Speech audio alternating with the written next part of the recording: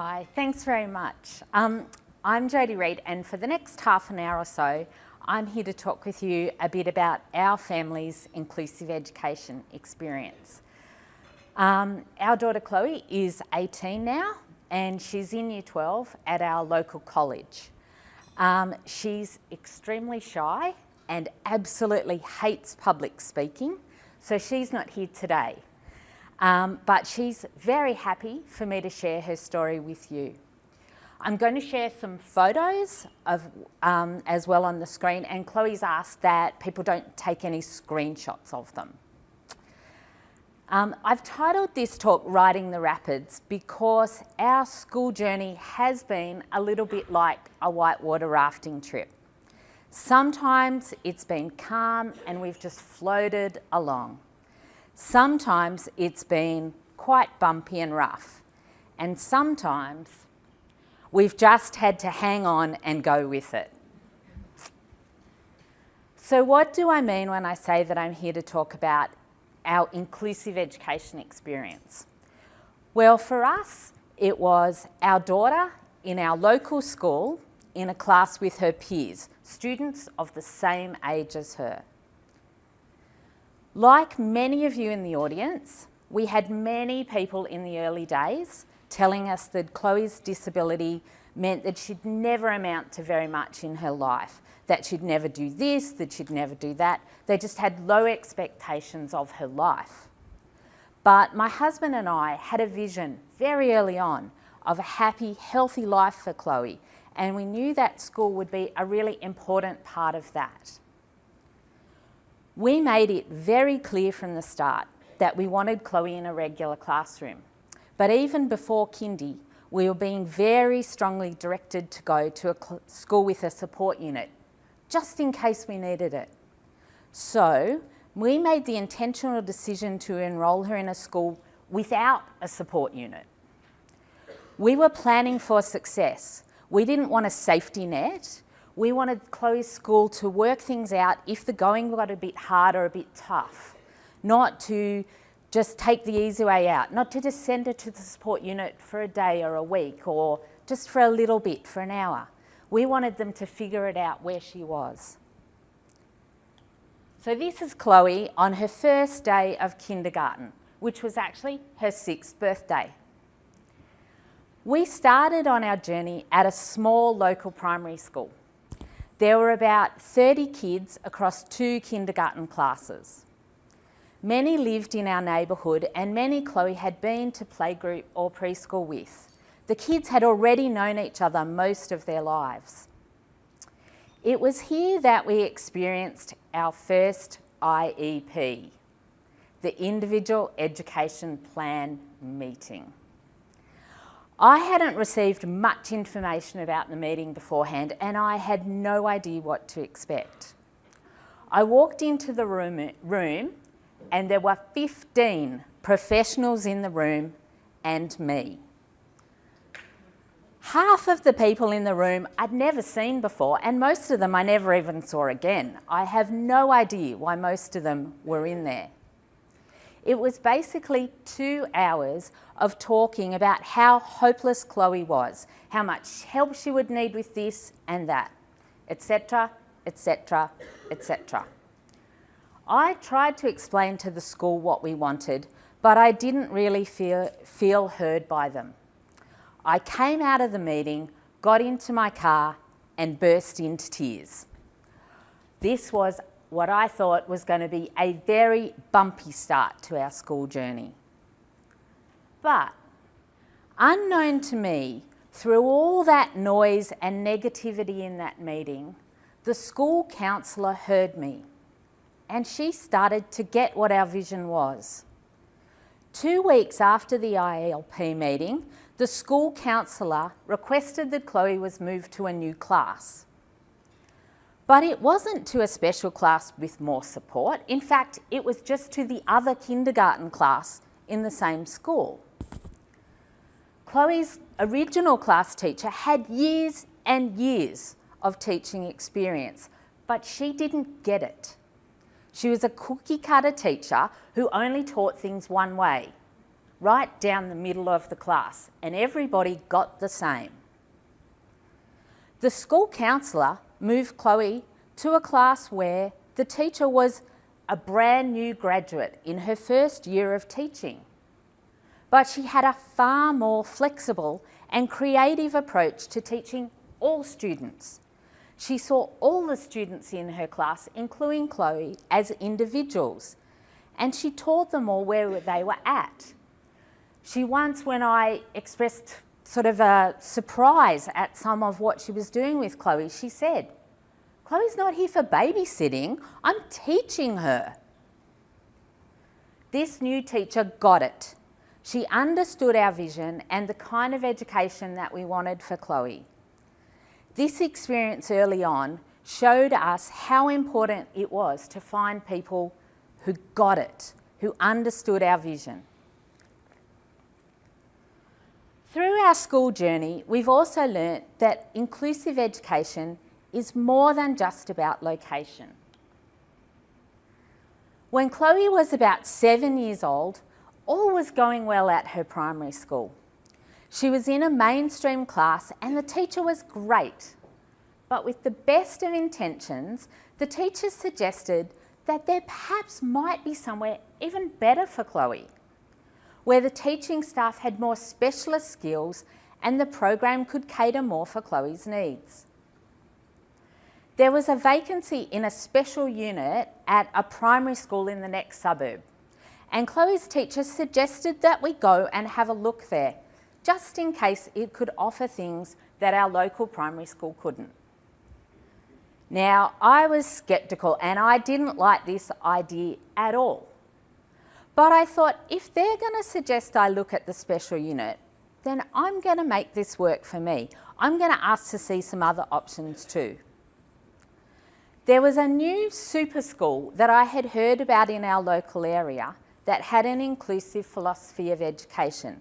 And for those of you who are out of town, we have a few super schools here in the ACT in some of the newer suburbs mainly, and they are preschool to year 10 schools all on one large combined campus.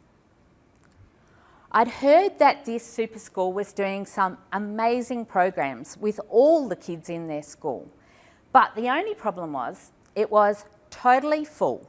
They wouldn't consider any enrolments from out of area, they didn't have open nights, they didn't have school tours, you couldn't go in and have a look at all. So I thought, I've got nothing to lose. Look, I'll go and have a look at the special unit, but I want you to organise a tour for me at the super school too. And the department said yes. So the first visit was to the special unit at the nearby primary school. They showed me the classroom that was situated in a quiet part of the school, away from all the other classes. The deputy who took me there explained that the other classes sometimes used the rooms next to the unit for extra reading or science, but then most of the time the children in the unit had peace and quiet. The deputy showed me the timetable. Now, Chloe's been independent with all her personal care since she started school.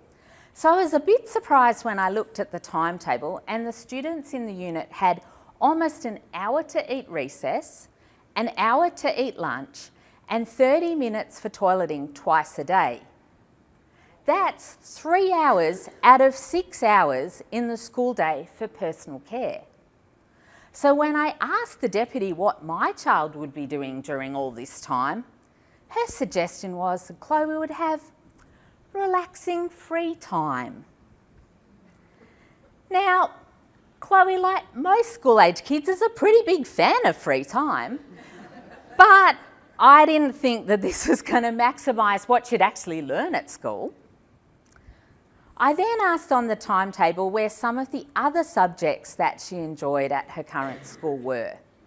I asked, what language other than English do students in the unit learn? The deputy looked at me and went, none. What about art and music? Well, the unit students have special classes in those. Would Chloe have the opportunity to attend these classes with mainstream students?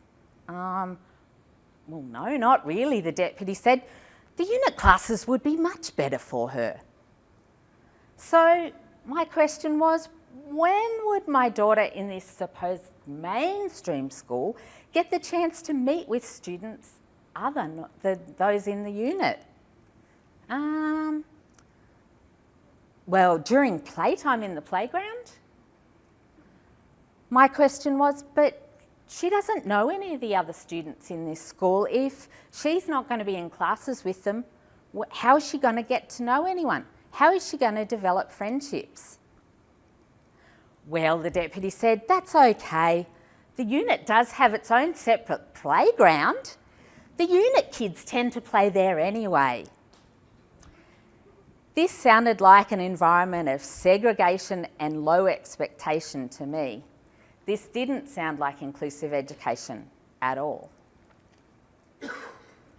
So then, next we headed off to the super school visit. We met the principal at the front office and he told me a little bit about the philosophy of the school, and we wandered past some of the classrooms. The principal explained that they were really about practicing inclusive education in every way that they could. We then got to the spot on the tour to see the support unit, because technically this school had one exactly the same as the school that we'd just come from. The principal opened the door and the room was chock full of desks, chairs, other spare bits of equipment, broken computers, furniture. The principal explained that students never actually came into this room. They were all out in their year group classrooms. This was just a room used for storage. So what would my daughter learn here? The principal said, of course, everything the rest of her class and year group would. Do they do languages? Yep, of course they do. Art and music? Yep, with the rest of her class. How long would be time for eating, recess and lunch? The principal looked at me and went, well, the same as everyone else, of course. And time on the playground? Well, everyone's here together. So the two schools really were so different. On paper they were the same, but in practice they were so different. And so now the question that you're all asking yourselves is, which school did we choose? Hands up if you think we chose the school with the support unit. Hands up if you think we chose the super school. Did anyone not put their hands up? Because you're right. This is a trick question. We didn't choose either school. We chose to leave our school at the local our daughter at the local primary school where she already was. She'd been there for 4 years already. She was already part of the school. She didn't need to visit classrooms or be integrated into the mainstream school. She was already participating in the classes with the rest of her year level. She already had friends there, and she was already becoming known and valued in her local community. And she wasn't kicking back with an extended 2-hour meal break every day. She was somewhere that had expectations that she was going to get an education. Now, don't get me wrong. The visit to the support unit was helpful. It reminded me of many things we didn't want. And the visit to the super school gave me a few ideas of ways that we could improve what we had. But overall, the experience reminded us that we really had a great inclusive education at our local primary school all along. And then we came to high school, the next stage in our journey. Now, we had many ups and downs at high school. All teenagers do, and I think especially girls. Again, Chloe went through our local high school and received support in regular classes. She moved through with many of the kids that she'd known from primary school. It was here in high school that Chloe discovered her favourite subject, textiles and fashion. In years 8 and 9, she learnt how to thread a needle, use a sewing machine, and developed a keen interest in making things, in clothes and fashion. She received the Year 9 Textiles Award at the end of the year for achievement. So we were then incredibly disappointed when the week before Year 10 was due to start that I received a phone call from her textiles teacher telling me we had a slight problem. The school had decided not to offer textiles to Year 10 students that year. For about 24 hours, I went into parent panic mode. Should we think about part-time enrolment at another school? Should she do textiles distance education? Should we consider homeschooling? I kept thinking of more and more complicated ways to resolve this. But fortunately, there was a fairly simple solution all along. Chloe's teacher and the school recognised how important this was to her and to her future. And together, we found a creative, flexible solution. One of the subjects that was going to be offered to Year 10 was called Independent Projects. Now, this subject was typically chosen by students that were in the school's gifted and talented stream.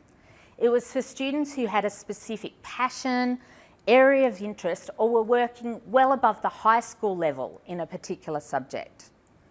The student had to develop a proposal for their independent project, they had to find a teacher to support their project, and they had to get approval from the principal. This was a project that they had to work on throughout the whole year. And this is what Chloe and her textiles teacher did together. They developed a proposal for her independent project, which was approved. Chloe's independent project had the added benefit that she was usually in the textiles room working on her project when the year 8 or 9 students were there. As she already knew how to use the sewing machines and other equipment, she sometimes helped the younger students with the machinery, and this placed her in a valued role in the school. She was seen as being someone who was competent at doing this subject, and it really further increased her self-esteem. And at the end of the year, her independent project was successfully completed. Chloe had designed and sewn her own Year 10 formal dress, which she proudly wore to the school Year 10 formal. It's my proud parent moment here. And so then we moved to the last part of our school journey, college. Again, Chloe moved with all the kids from her high school to our local college for Year 11 and 12. Flexibility is a large part of college here in the ACT, so it's fairly easy to build an individual program for most students. We also discovered that the Board of Secondary Studies has done a pretty good job at developing curriculum and assessment criteria for many of the college subjects. So students can do a mix of tertiary subjects, tertiary level accredited and modified courses within the same program, within the same classroom. And this also gives clear expectations of students' success so that they can demonstrate real learning and achievement.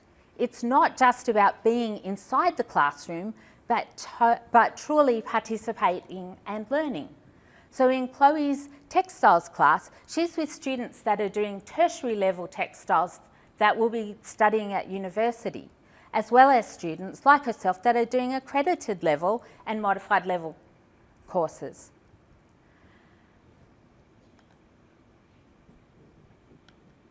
This is Chloe now.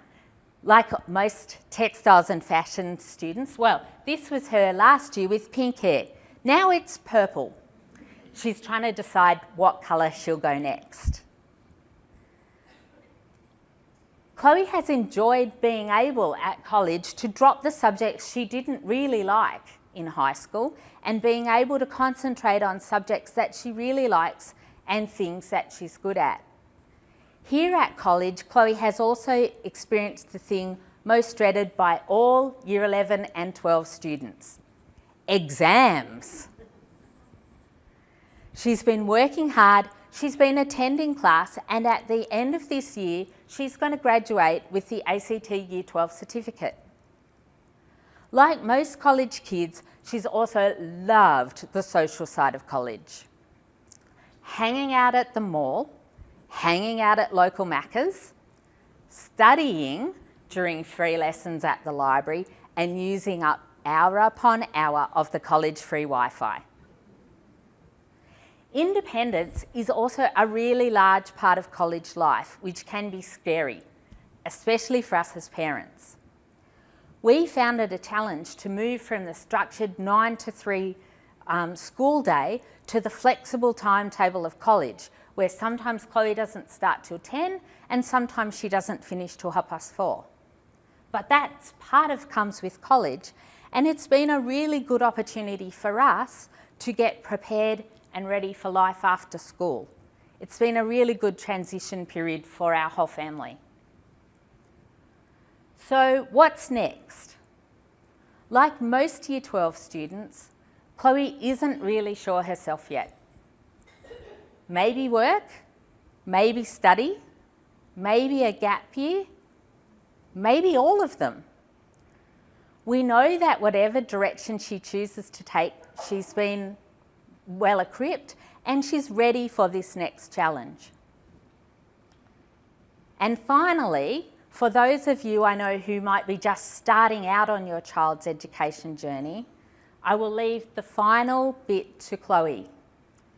This photo was taken down by the river in Wee Jasper, and the words on Chloe's t-shirt read, "No fear." Sometimes school will be really hard.